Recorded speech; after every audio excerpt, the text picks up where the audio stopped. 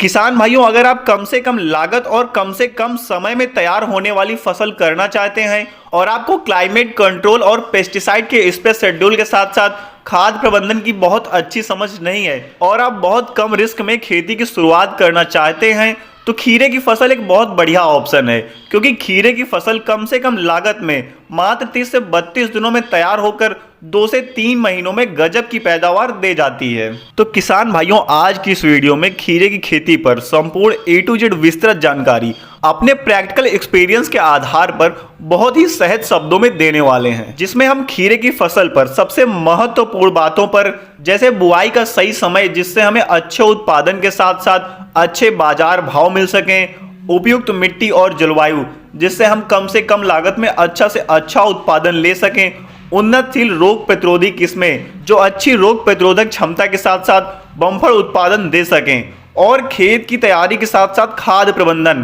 ताकि पौधे का स्वस्थ विकास हो और हम ज़्यादा से ज़्यादा पैदावार ले सकें। इसके अलावा कीट और रोग नियंत्रण के साथ खीरे की फसल में भरपूर पैदावार का सीक्रेट और सरल मूल मंत्र भी बताने वाले हैं। तो नमस्कार किसान भाइयों, मैं आयुष कुशवाहा, स्वागत है आपका mister Hind farming YouTube channel पर। तो किसान भाइयों, चलिए वीडियो को शुरू करते हैं। किसान भाइयों, सब्जी में अच्छी पैदावार के साथ साथ बढ़िया बाजार भाव पाने के लिए सही समय पर खेती करना बहुत जरूरी है, और खासकर कम दिनों वाली फसलों में, क्योंकि ये फसलें ज्यादा समय तक चलेंगी नहीं और अगर सही बाजार भाव ना मिला तो पूरी फसल पानी के भाव चली जाती है। आमतौर पर किसान भाई खीरे की फसल की बुआई फरवरी, मार्च और जून जुलाई महीने में करते हैं, और इस समय पर खीरे की बुआई करने से अनुकूल तापमान में पौधे की हेल्दी ग्रोथ के साथ बहुत बढ़िया उत्पादन होता है। लेकिन इस समय बाजार में खीरे की भरमार होती है और खीरा पानी के भाव रह जाता है। तो किसान भाइयों, इसलिए हमेशा खीरे की बुआई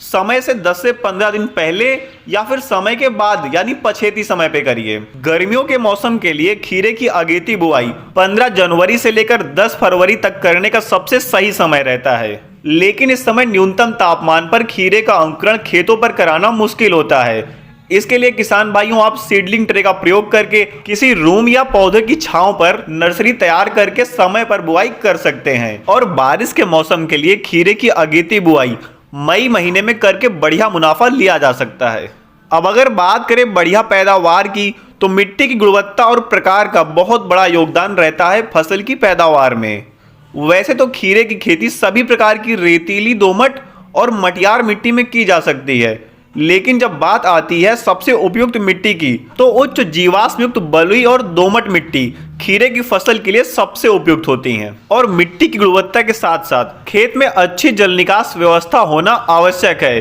अब अगली बात आती है खेत की तैयारी और खाद प्रबंधन यानी बेसल डोज की। और अगर आपने खेत की तैयारी संतुलित खाद प्रबंधन के साथ सही तरीके से की है, तो फसल की सफलता 90% तक उसी समय तय हो जाती है। और खासकर खीरे की फसल में जड़ से संबंधित भूम जनित बीमारी होने का डर बना रहता है। इसलिए बुआई से पहले खेत की अच्छी तरीके से जुताई करके कम से कम 15 दिनों की गहरी धूप लग जाने दें, और अच्छी तरीके से धूप लगने पर 4 से 5 टाली गोबर की सड़ी हुई खाद डालकर मिट्टी में अच्छी तरीके से मिला दीजिएगा। और खेत की अंतिम जुताई करने से पहले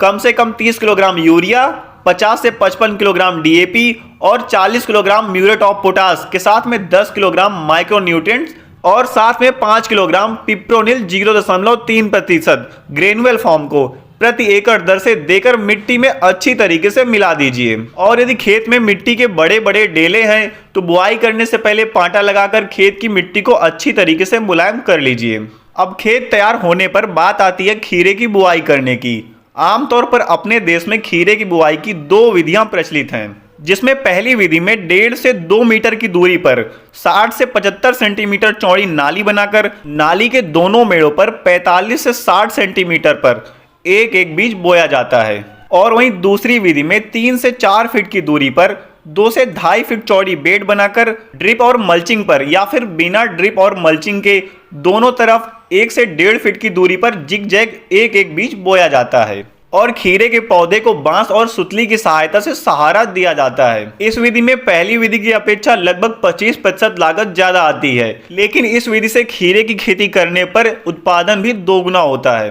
ध्यान रखिए, नाली या फिर बेड बनाने के बाद पहले सिंचाई करिए और 2 से 3 दिनों के बाद मिट्टी अच्छी तरीके से पकने के बाद बुआई करिए। यदि सूखे खेत में सीधे बीज की बुआई करके आप पानी तुरंत लगा देते हैं तो बीजों के अंकुरण सड़ने का डर रहता है या फिर पौधे उगने के बाद डंपिंग आपकी समस्या हो जाती है। इसलिए बिजाई से पहले खेत में नमी करिए और मिट्टी पकने के बाद ही बीज की बुआई करिए। अब अगर बात करें खीरे की कुछ उन्नतशील हाइब्रिड किस्मों के बारे में जो खीरे की अच्छी पैदावार के साथ कई रोगों के प्रति अच्छी सहनशील हैं, इनमें जैसे वीएनआर कंपनी की क्रिस, सैमनियस कंपनी की मालनी, सिंजेंटा कंपनी की ग्लॉसी और ईस्ट वेस्ट कंपनी की नाजिया जैसी कुछ खास वैरायटी शामिल हैं। इनमें से आप किसी भी वैरायटी का चयन कर सकते हैं जो आपके मार्केट में इजीली अवेलेबल हो और इन वैरायटियों का फुल डिटेल वीडियो का लिंक आपको डिस्क्रिप्शन बॉक्स में मिल जाएगा। खीरे के फसल में स्वस्थ पौधों के विकास और अच्छी बढ़वार के लिए खीरे का जर्मिनेशन होने के बाद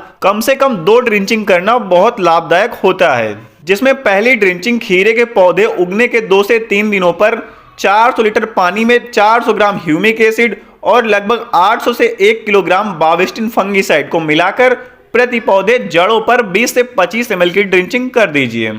और पहली ड्रिंचिंग से 4 से 5 दिनों के अंतराल पर 400 लीटर पानी में 3 से 4 किलोग्राम 19-19-19 NPK और 500 ग्राम ह्यूमिक एसिड की दोबारा ड्रिंचिंग कर दीजिए। अब अगर आप खीरे की फसल में ये 2 पहले काम कर लेते हैं तो पहले तो खीरे की जड़ों की ग्रोथ काफी अच्छी होगी और पौधे का विकास तेजी से होगा। इसके अलावा खीरे की फसल में आने वाली डंपिंग ऑफ की समस्या भी काफी हद तक कम हो जाएगी, जिससे पौधे मरने का खतरा नहीं होगा। अब अगर खीरे की फसल में खाद प्रबंधन की बात करें तो पूरी फसल अवधि में कम से कम 2 बार खाद देने की आवश्यकता होती है, जिसमें पहली खाद खीरे की कम से कम 25 दिनों की अवस्था पर 30 किलोग्राम यूरिया और 10 किलोग्राम सागारिका ग्रेन्यूल्स खेत में अच्छी तरीके से नमी बनाकर प्रति एकड़ दर से दे दिया जाता है। और वहीं दूसरी खाद फसल की 45 दिनों की अवस्था में 30 किलोग्राम यूरिया के साथ 10 kilogram boron based calcium nitrate प्रति एकड़ दर से अच्छी तरीके से नमी बनाकर दे दीजिए। अब अगर आप बेसल डोज के रूप में बताई गई खाद की मात्रा का प्रयोग करते हैं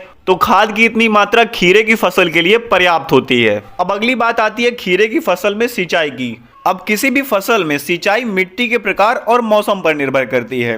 आमतौर पर गर्मियों के मौसम में मिट्टी के अनुसार 3 से 4 दिनों में खीरे की सिंचाई की आवश्यकता होती है और वहीं बारिश के मौसम में आवश्यकता अनुसार 10 से 12 दिनों के अंतराल में पानी देने की आवश्यकता पड़ती है। और खासकर गर्मियों की फसल में सिंचाई हमेशा 3 से 4 बजे के बाद करें और उतना ही पानी दें कि मिट्टी रात भर में पूरे पानी को अच्छी तरीके से सोख ले। अब किसान भाइयों बात करते हैं खीरे की फसल में लगने वाले कीट और बीमारियों के बारे में।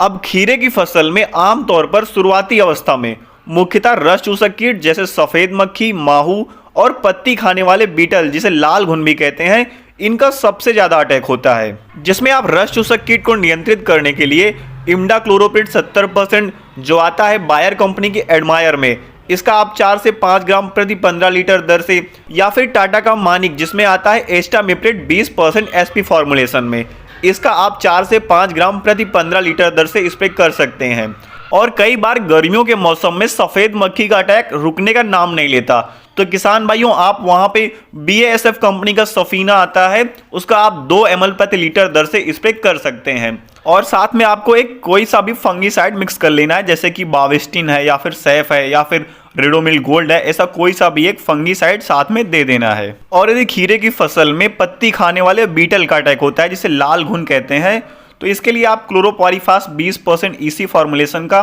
2 ml प्रति लीटर दर से, या फिर क्यूनॉल फॉस 25% EC फॉर्मुलेशन का 2 ml प्रति लीटर दर से किसी एक का स्प्रे कर सकते हैं। किसान भाइयों ध्यान रहे इन दोनों कीटनाशक का प्रयोग आपको कभी भी फ्लावरिंग स्टेज में नहीं करना है। और जब खीरे की फसल लगभग 30 दिनों की हो जाती है तो वहां पर रस चूसक कीड़ों के साथ साथ पाउडरी मिल्ड्यू फफूंद का भी अटैक देखने को मिलता है, जिसमें पौधे के नीचे के पत्ते झुलसने लगते हैं या फिर धीरे धीरे करके सूखने लगते हैं। तो किसान भाइयों इसके नियंत्रण के लिए आपको रस चूसक कीटनाशकों के साथ साथ BASF कंपनी का कैब्रियो टॉप 2 ml प्रति लीटर दर से, या फिर सिंजेंटा कंपनी का एमिस्टोर टॉप 1 ml प्रति लीटर दर से, या फिर BASF कंपनी का जेम्प्रो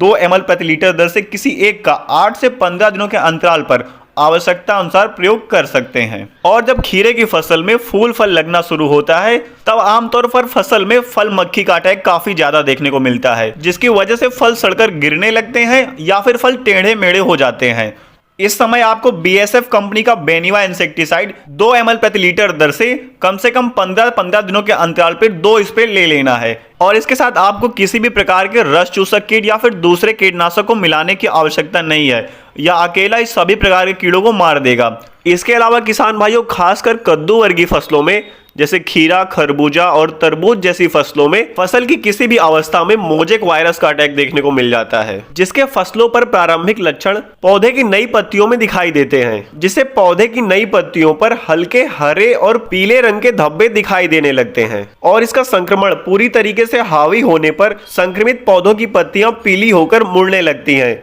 और पूरी तरीके से पौधे का विकास प्रभावित हो जाता है। किसान भाइयों, यह एक प्रकार की वायरस जनित बीमारी है जो संक्रमित बीज और मिट्टी के कारण होता है और इसको एक पौधे से दूसरे पौधे में फैलाने का काम रस चूसक कीट जैसे सफेद मक्खी, माहू और थ्रिप्स जैसे कीट करते हैं। और फसलों पर इसका बचाव ही इसका इलाज है। और इसके बचाव के लिए फसल पर इसके शुरुआती लक्षण दिखने पर संक्रमित पौधों को खेत से दूर निकालकर जला देना चाहिए। और इसका संक्रमण फैलने से रोकने के लिए समय समय पर कीटनाशकों का प्रयोग करके रस चूसक कीटों को नियंत्रित करना चाहिए और हमेशा वायरस प्रतिरोधी किस्मों का चयन करना चाहिए। अब अगर किसी किसान भाई ने खीरे की फसल में इतने सारे काम समय समय पर कर लिया तो निश्चित ही खीरे की फसल से बहुत शानदार पैदावार लेकर अच्छी खासी आमदनी कर सकते हैं। किसान भाइयों, खीरे की खेती से रिलेटेड सभी जानकारियों पर आपको यह वीडियो कैसा लगा कमेंट सेक्शन पर लिखना ना भूलें और चैनल को सब्सक्राइब करके जुड़ जाइए अपने इस किसान परिवार में।